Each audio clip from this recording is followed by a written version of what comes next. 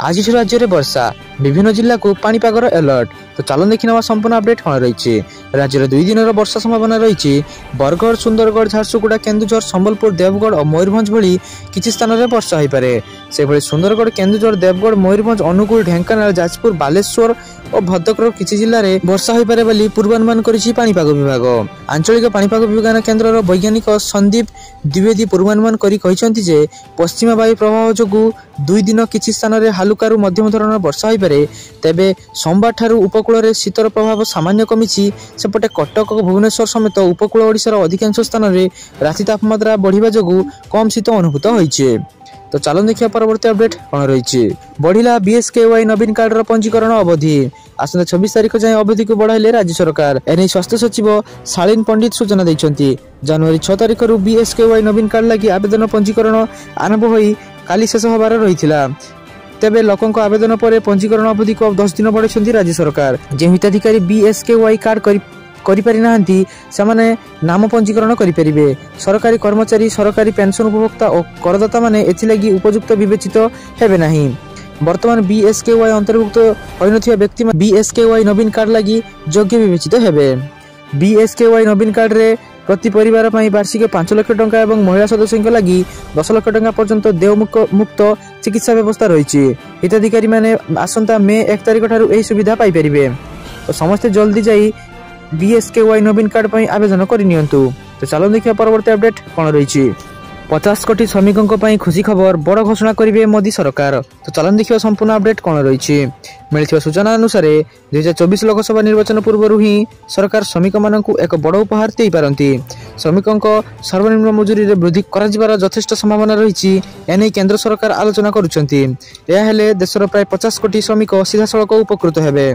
सूचना था जे वर्तमान देशर 50 कोटी कर्मचारी सर्वनिम्न मजूरी 176 टंका अनुजाई कार्य करुछंती। एही 50 कोटी श्रमिकों मध्यरु 90% असंगठित क्षेत्र अटंती। एही दरमा 2017 रे संशोधित होइथिला। विभिन्न सामग्री मूल्य वृद्धि पाउथिबारु एवं आवश्यकता बढ़ुथिबारु मजूरी बढ़ाइबार आवश्यकता अछि बोली कमिटी रिपोर्ट करिसिला। किंतु जदि नूतन सर्वनिम्न मजूरी नियम कार्यकारी हुए तेरे समस्त राज्य एहाकु कार्यकारी करिवे। तेणु नूतन नियम लागू हेबा फଳରେ देशर 50 कोटी श्रमिक उपकृत हेबे। 2019 रे अनुप सतपतिଙ୍କ नेतृत्व में एक कमिटी सर्वनिम्न मजूरी 375 टंका रखिबाकु सुपारिश करिथिला।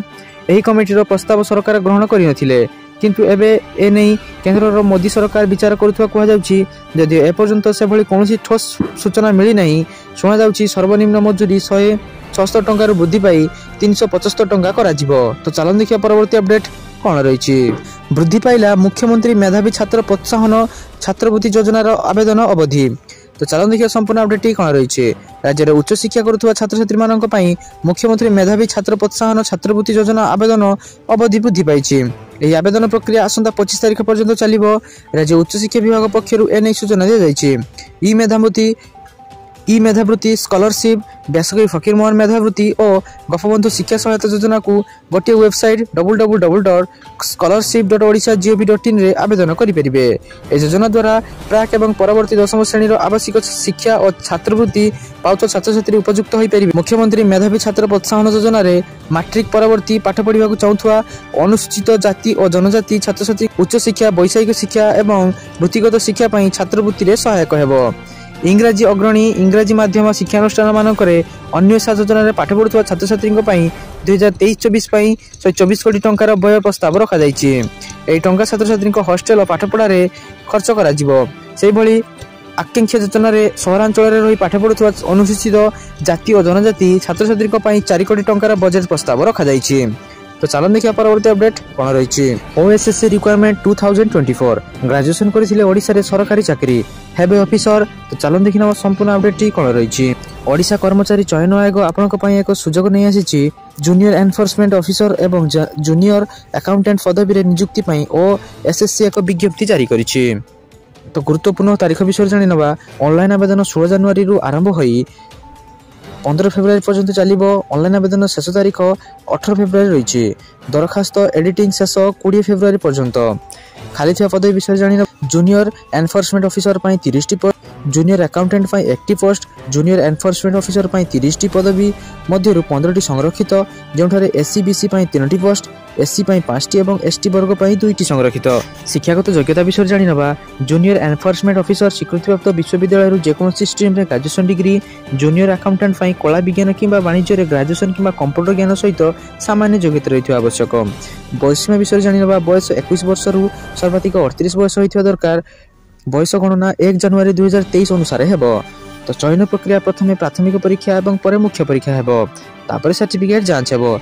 तो यह आवेदन करिया पई एवं यार संपूर्ण विवरणी जानिया पई www.ossc.gov.in को जाई संपूर्ण तथ्य जानि परिबे।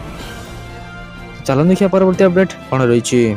सरकार बढ़ाइले स्कूल छुट्टी समय, जानतु कौन रही कारण। उत्तर प्रदेश रे स्कूल छुट्टी समय बढ़ाई दि जाइछि। राज्य में मोट 1,50,000 रु अधिक प्राथमिक और उच्च प्राथमिक स्कूल रही। एही समस्त स्कूल पूर्व 31 डिसेम्बर रु 14 जनवरी पर्यंत छुट्टी रही।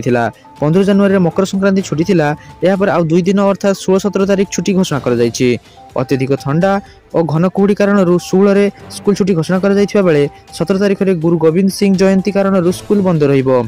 किंतु एही समय रे स्कूल रे शिक्षक उपस्थित रहिबे। पूरा उत्तर भारत एवं शीतर थरुथुवा बेले हरियाणा सरकार परिस्थिति को देखि तृतीय श्रेणी पर्यंत समस्त स्कूल जनवरी 18 तारिख पर्यंत बंद रखिबा को निर्देश जारी करिसेंती।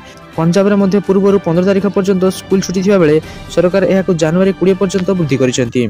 एही छुट्टी समय प्रथम रु पंचम श्रेणी पर्यंत लागू हेबो। सेपरि चंडीगढ़ रे अष्टम श्रेणी पर्यंत समस्त स्कूल 20 जनवरी पर्यंत बंद रहिबो एवं बिहार रे शीत को नजर रखी अष्टम श्रेणी पर्यंत पिला छुट्टी बढ़ाई दी जाइछि।